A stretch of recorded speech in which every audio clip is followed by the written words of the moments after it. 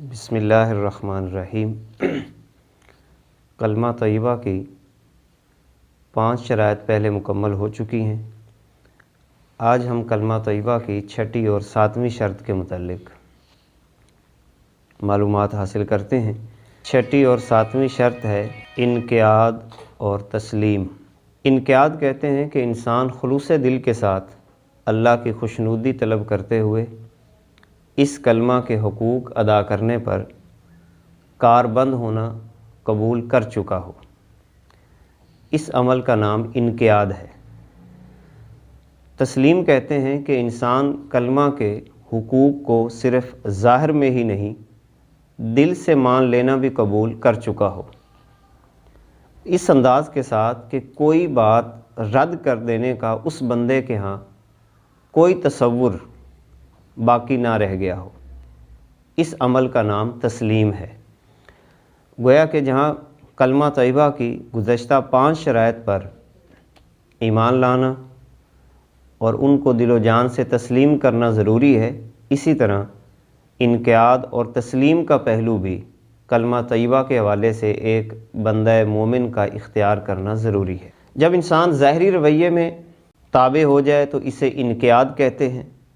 اور قلبی کیفیات میں اگر کوئی شخص رام ہو جاتا ہے تو اس عمل کا نام تسلیم ہے۔ عربی زبان میں لفظ انقیاد کا بنیادی مادہ قادہ یقودو سے ہے، اور جب یہ باب انفعال کی طرف منتقل ہوتا ہے تو اس کا مفہوم کچھ یوں ہو جاتا ہے کہ جیسے کوئی چلائے ویسے چلتے چلے جانا، ایسے ہی جیسے نکیل سے کھینچا جانے اونٹ اونٹ جدھر کو چلایا جائے ادھر ہی چلتا چلا جاتا ہے، تو اس عمل کا نام انقیاد ہے۔ اسی کے مقابلے میں تسلیم یہ ہے کہ اپنا من کسی کے سپرد کر دینا اور اپنی مرضی سے دستبردار ہو کر اس کی مرضی کو ہی دل سے اختیار کر لینا، اس عمل کا نام تسلیم ہے۔ اب یہ تو بنیادی وضاحت لفظی طور پر انقیاد اور تسلیم کی ہم نے سمجھ لی۔ اسی کے تحت سورہ الحجرات کی بالکل ابتدائی آیات، جس میں اللہ رب العزت فرماتا ہے یا ایھا الذین آمنوا لا تقدموا بین یدی اللہ ورسولہ۔ امام ابن قیم ان آیات کے تحت بڑا خوبصورت نقطہ بیان کرتے ہیں کہ جب نبی کریم صلی اللہ علیہ وبارک وسلم کی ذات کے سامنے کسی بھی انسان کا اونچی آواز کر لینا اگر ان کے سب اعمال برباد کر دیتا ہے، تو پھر اس بارے میں کیا خیال ہے کہ جو چیز رسول پاک صلی اللہ علیہ وبارک وسلم لے کر آئے، یعنی کتاب اللہ، دین کا نظام، اس پر اپنی آراء کو مقدم جاننا، کتاب اللہ اور سنت پر اپنے ذوق کو مقدم جاننا، اپنی سیاست کو اللہ کے بنائے ہوئے قوانین پر مقدم جاننا، اور اپنے فلسفہ اور اپنی فکر کو کتاب اللہ اور سنت سے مقدم جاننے والے کی حالت کیا ہوگی۔ یعنی محض اونچی آواز رسول پاک صلی اللہ علیہ وسلم کی بارگاہ میں کرنے سے اگر سب اعمال برباد ہو جاتے ہیں، محض آواز سے اگر برباد ہوتے ہیں، تو ایک نظام کے مقابلے میں نیا نظام کھڑا کر لینے اور دین کے نظام کے مقابلے میں اپنے نظام کو بہتر سمجھنے والے شخص کے اعمال تو پھر اس سے بھی بدرجہ اولیٰ جو ہے وہ مکمل برباد ہو جاتے ہیں۔ اگر اسی کیفیت کو موجودہ حالات کے تناظر میں دیکھا جائے تو حضور صلی اللہ علیہ وسلم کے قانون کے مقابلہ میں کوئی شخص قانون لے کر آ جائے، حضور صلی اللہ علیہ وسلم کے قانون سے زیادہ کسی قانون کو مقدس جانے،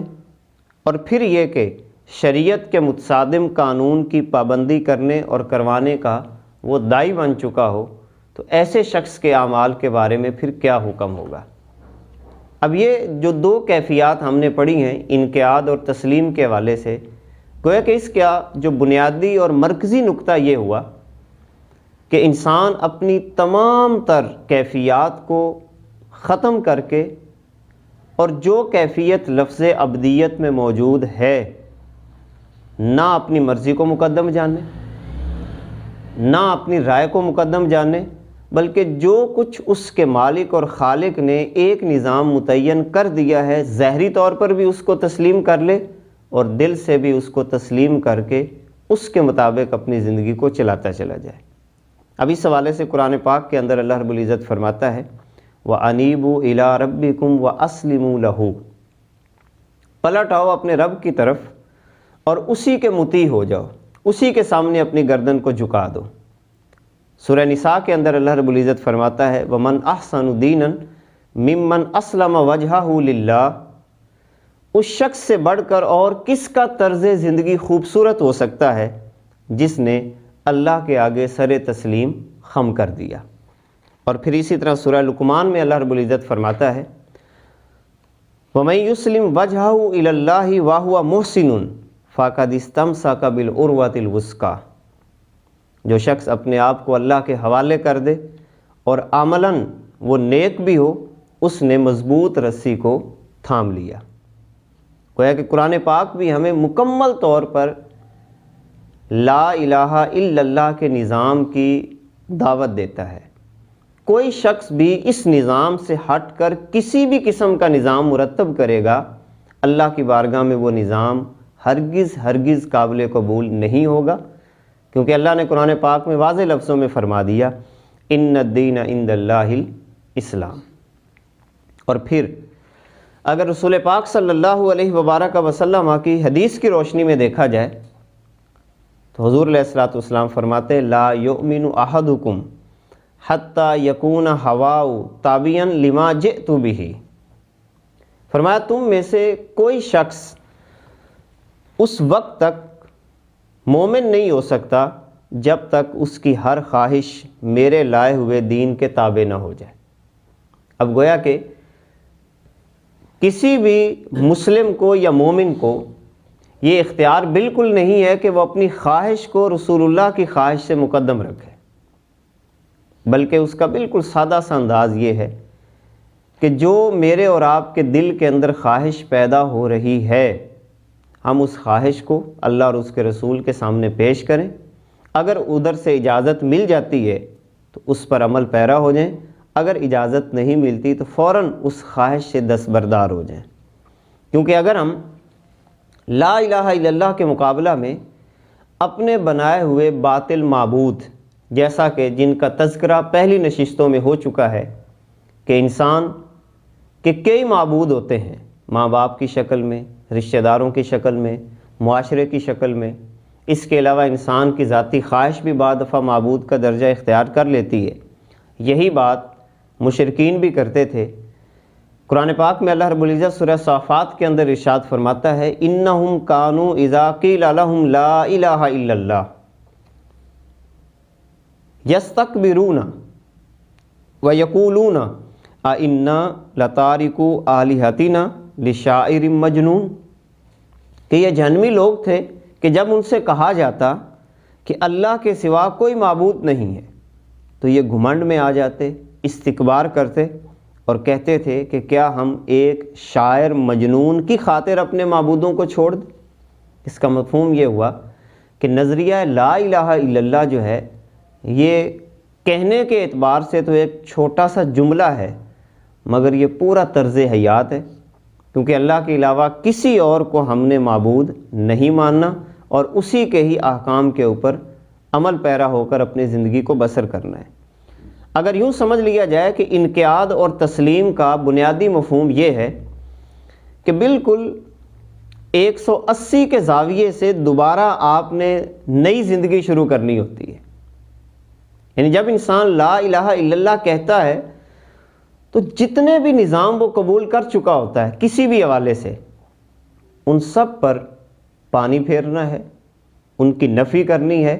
اور مکمل نفی کرنے کے بعد پھر جا کے اس نے اللہ رب العزت کے نظام کو قبول کرنا ہے۔ زندگی کے دھارے کو ایک رخ سے ہٹا کر بالکل ایک اور رخ کی طرف لانا ہوتا ہے، جیسا کہ حضور بابا بلے شاہ رحمہ اللہ تعالیٰ اس حوالے سے ایک جملہ بس ارشاد فرماتے ہیں وہ بلیا رب دا کی پانا ادھر پٹن ادھر لانا۔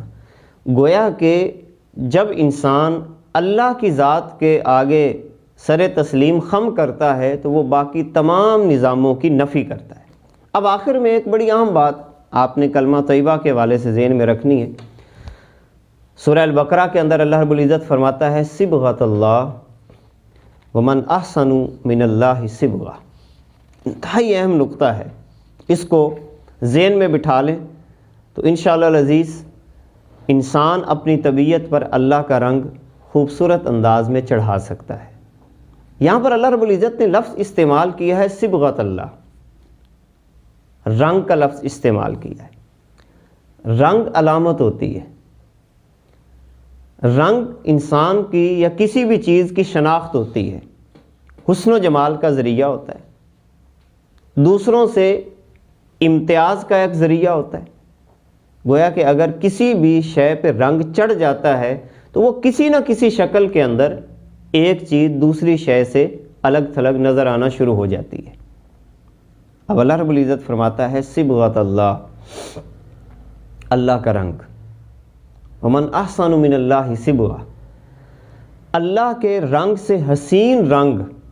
اور کس کا ہو سکتا ہے. اب یہاں پر ایک اصول ذہن میں رکھیں کہ اللہ کے رنگ سے کیا مراد ہے، اور اللہ کے رنگ کو اپنی طبیعت پر چڑھانے کی بنیادی شرط کیا ہے. سب سے پہلی اور بنیادی شرط اللہ کے رنگ کو چڑھانے کی یہ ہے کہ آدمی کو پہلے خود بے رنگ ہونا پڑتا ہے. اللہ کا رنگ شرک پسند نہیں کرتا، چڑھے ہوئے پہ نہیں چڑھتا.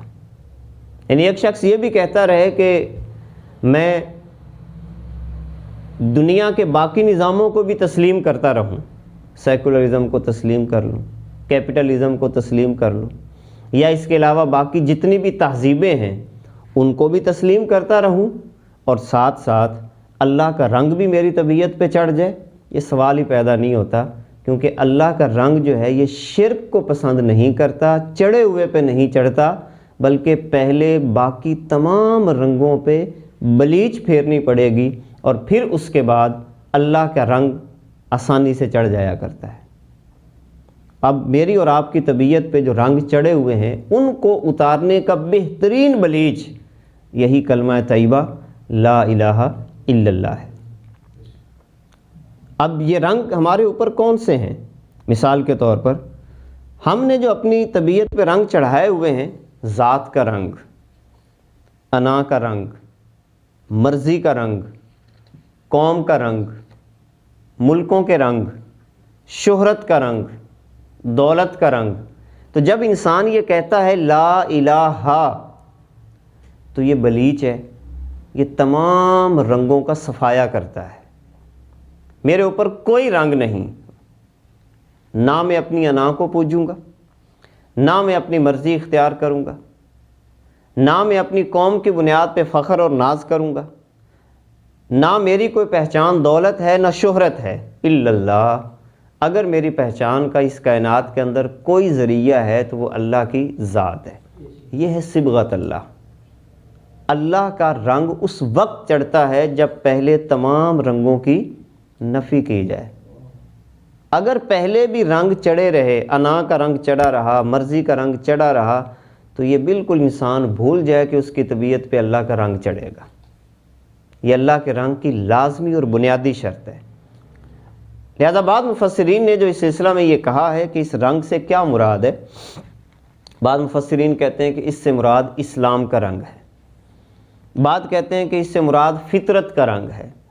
اور فطرت سے مراد توحید ہے، اور توحید اس وقت کامل ہوتی ہے جب باقی تمام معبودان باطلہ کی نفی کر دی جائے. اب یہ رنگ ہماری طبیعتوں پہ چڑھتا ہی اسی لیے نہیں ہے کہ ہم اپنی مرضی کو مقدم رکھتے ہیں اور اپنی مرضی کا اسلام چاہتے ہیں. حالانکہ ہم یہ بات واضح کر چکے ہیں اللہ کی بارگاہ میں، ایاک نعبد و ایاک نستعین. ابدیت صرف تیری ہے، تیرے لیے ابدیت ہے، تیرے علاوہ کسی اور کے لیے ہم ابدیت کو تسلیم نہیں کرتے. اب آخری بات کلمہ طیبہ کی یہ چھٹی اور ساتویں شرط کے تحت یہ عرض کرنا چاہتا ہوں کہ انقیاد اور تسلیم کا نچوڑ یہی ہے کہ اللہ کے مکمل احکام کو دل و جان سے تسلیم کرنا ہے. اور اسی کی روشنی میں یہ بات بھی واضح کر دینا چاہتا ہوں کہ اس وقت جو امت مسلمہ ذلت اور رسوائی کی طرف بڑھتی چلی جا رہی ہے، اور آئے دن محکومیت کے دروازے ہمارے لیے کھل رہے ہیں، ہمیں ہی مختلف معاشروں کے اندر ذلت کی نگاہ سے دیکھا جاتا ہے، ہماری رائے کی کوئی اہمیت نہیں ہوتی۔ اس کی وجہ کیا ہے؟ اس کی وجہ قرآن پاک کے اندر اللہ رب العزت نے سورہ البقرہ کے اندر واضح لفظوں میں فرما دی ہے۔ آفتؤمنون ببعض الکتاب وتکفرون ببعض، کیا تم کتاب کے بعد حصے کو مانتے ہو اور بعد حصوں کا انکار کرتے ہو؟ اور ساتھ اللہ نے خود سوال قائم کیا، فما جزاء من یفعل ذلک منکم، کیا بدلہ ہوتا ہے تم میں سے جو ایسا کرے؟ ایک باس ہو کسی بھی دفتر کے اندر، آفیسر ہو، اور اس کا ماتحت کہے کہ میں نے تیرے بعد حکموں کو ماننا ہے، بعد حکموں کو نہیں ماننا، تو وہ کیا کرے گا؟ اس کو رسوا کرے گا، اس کو ذلیل کرے گا، دفتر سے نکال دے گا۔ یہی بات اللہ یہاں پہ فرما رہا ہے، فما جزاء من یفعل ذلک منکم الا خزی فی الحیات الدنیا، تو دنیا کی زندگی میں رسوائی کا سامنا جو ہے وہ ضرور کرنا پڑے گا۔ گویا کہ جب ہم اللہ رب العزت کی ذات کے حوالے سے آگے بڑھتے ہیں تو ضروری ہے کہ مکمل طور پر ظاہراً اور باطناً جب ہم کلمہ طیبہ کے تمام لوازمات کے تحت اس کے نظام کو قبول کریں گے، پھر جا کے ہمارا لا الہ الا اللہ کا نظریہ مکمل ہوگا۔ دعا ہے کہ اللہ رب العزت ہمیں ان تمام شرائط پر دل و جان سے عمل کرنے کی توفیق عطا فرمائے۔ صلوات اللہ تعالی علی حبیبہ الاعلی محمد و آلہ و اصحابہ اجمعین برحمتک یا ارحم الراحمین۔